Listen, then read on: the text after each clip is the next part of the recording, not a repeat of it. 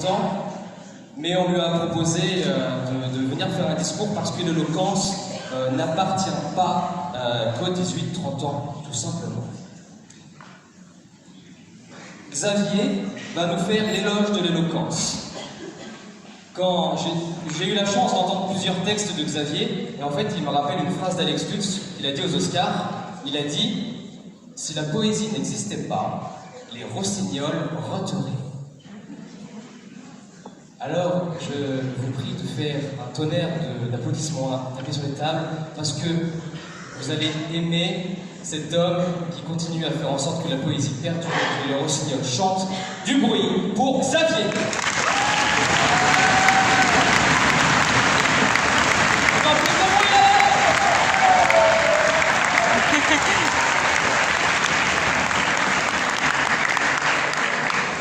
Tu te fais désirer, hein.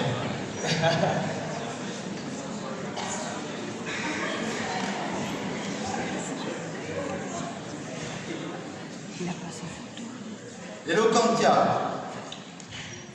1.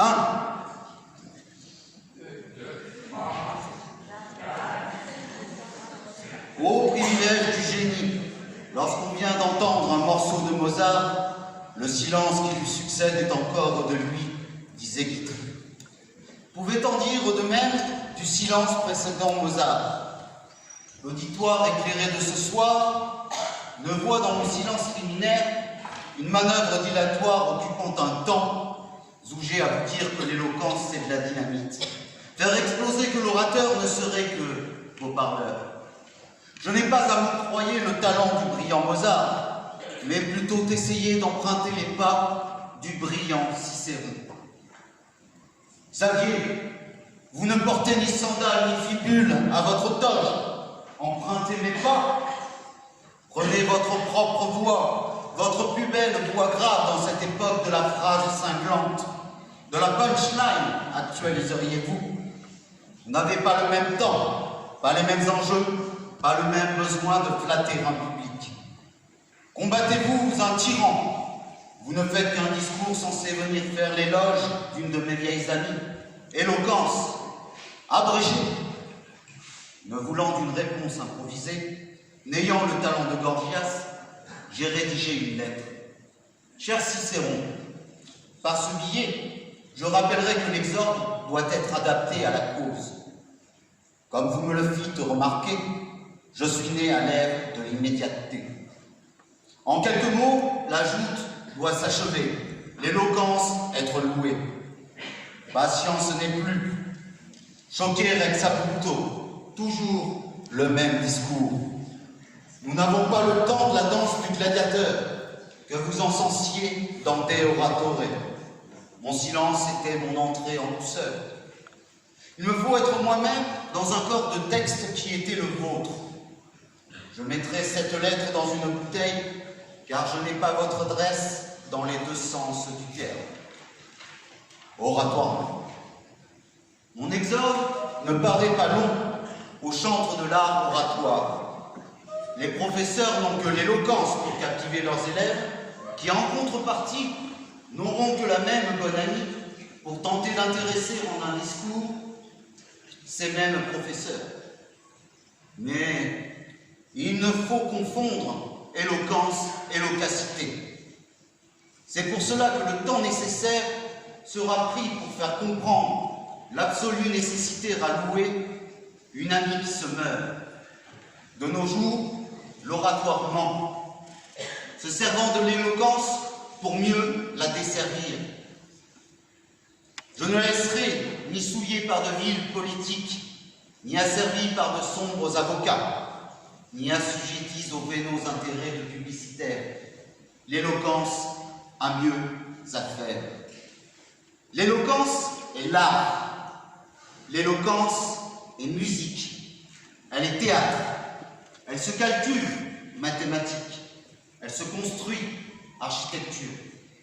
Elle construit, contemple les étoiles de ce passé astronomique.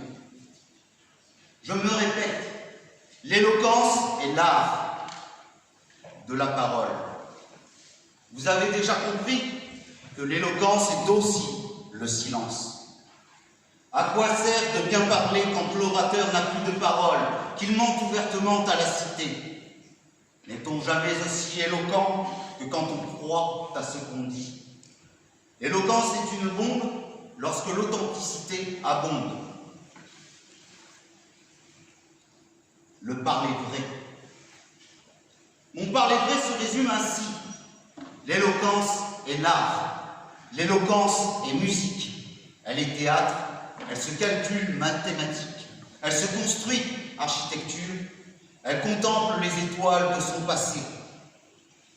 On m'objectera la leçon du fromage et comment le corbeau lâcha le morceau par un bel acte d'éloquence. Je laisserai la parole à ceux qui fustigeraient l'éloquence pour mieux leur délivrer ma sentence. Difficile sera leur discours passant par ma glotte. Plus facile sera le retour dans leur grotte. Car s'il est bien des renards, il y a des héros de l'éloquence appelés les voix de ceux qui n'en ont pas. J'en nommerai quelques-uns, j'en oublierai beaucoup. Cependant, je n'oublierai pas le silence en éloquence, le conglomérat de tous les arts dans l'éloquence.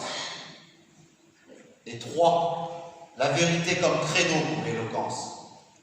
Seulement, un brouhaha fait siffler mes oreilles. J'entends déjà au moins. Nul dans cette salle viendrait ici tordre le cou d'éloquence. J'entends au loin des paroles s'envoler, dénigrant cette facilité à bien s'exprimer. Politiques, bronze à embobiner, avocats de meurtriers, DRH licencieurs, le peuple gronde contre les beaux parleurs. Sans éloquence, on ennuie. Le discours est nuit. Mais trop d'éloquence vous nuit, surtout quand vous venez de la classe populaire. Tenteront vainement ceux qui discréditeraient l'ami de Cicéron. Faire parler les détracteurs de l'éloquence m'est une chose malaisée. Je le prouverai en leur adressant ce syllogisme. Ils veulent démontrer que l'art de bien parler n'est pas utile. Ils parlent pour une telle chose démontrée. L'art de bien parler est même utile à ceux qui démontreraient le contraire. Mais ce n'est qu'un sophisme. Voudront-ils à mon tour me discréditer? Ils poursuivront. Combien de dictateurs avaient l'art de bien parler? Hitler a bien réussi à persuader? Je répondrai sereinement.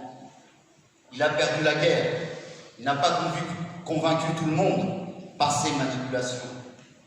Sur ce, je m'en irai écouter l'histoire d'orateurs plus persuasifs. Qui mieux choisir qu'éloquence pour vous parler d'elle? Éloquence, veux-tu t'exprimer?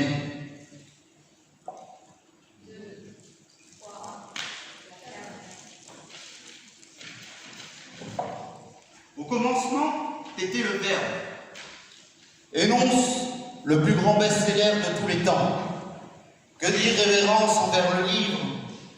Pourtant, il en est de même pour définir ce qu'est une bonne parole que pour définir ce qu'est la bonne littérature. Considérant celle-ci comme un noyau d'ouvrage jamais lu, le livre, par ses chiffres de vente, serait déclassé au rang d'une littérature de genre, perdant de son caractère sacré.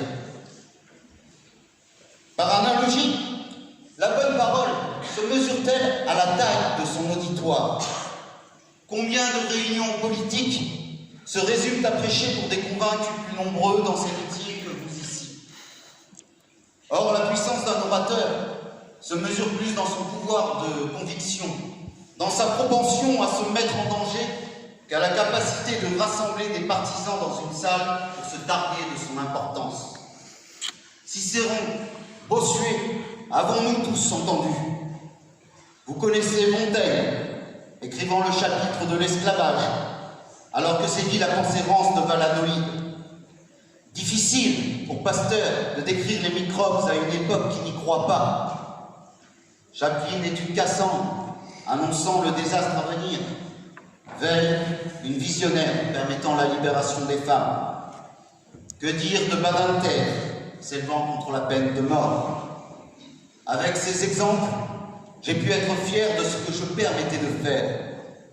Je suis cette capacité à émouvoir, nullement uniquement un art de la parole, mais je suis aussi cela. Fulminant contre l'injustice à travers la voie des justes, je deviens une action. Aurais-tu l'idiotie de soutenir le contraire? 1. Parler est le contraire d'agir. Tel était le sujet à l'épreuve de mon baccalauréat blanc de philosophie en 1999. Déjà, à l'époque, je n'avais pas l'envie de m'ériger en accusateur de l'éloquence. Je considérais la parole comme un acte à part entière. Nous n'employons plus éloquence au pluriel. Mais les éloquences sont un art de convaincre. Comme en ce propos, où je parviens à vous convaincre que l'éloquence est aussi silence. Dans L'Enfant et la rivière de Bosco, qui n'est pas touché par le silence de l'enfant, écoutant l'éloquence de la rivière. L'éloquence est mariée avec le silence. 2. Car avec l'éloquence, on peut aussi dire le silence de ce que l'on n'a pas dit. Ces mots qui n'ont pas coulé. Victor Hugo le fit si bien avec Vieille chanson du jeune temps.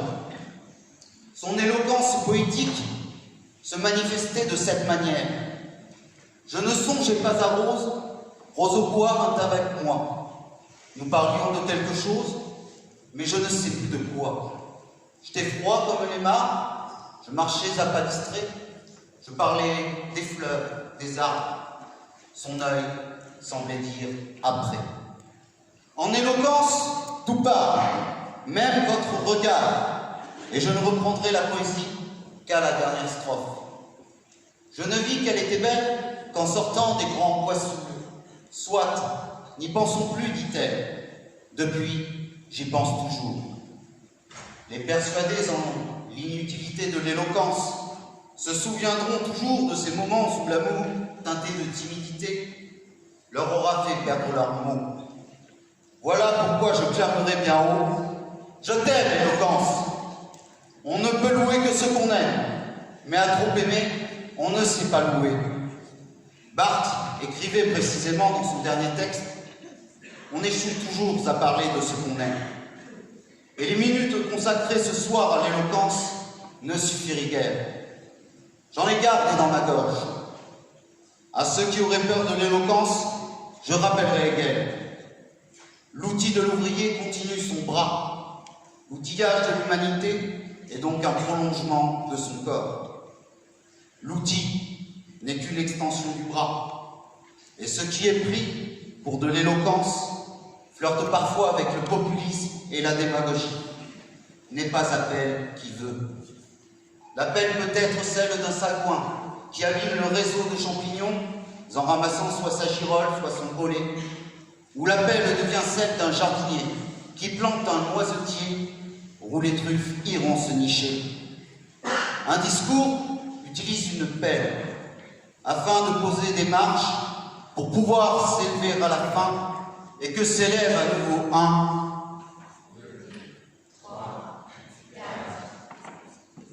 Merci.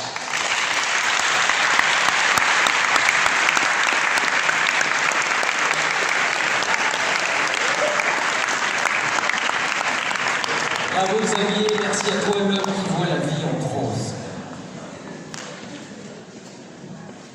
Faut être quand même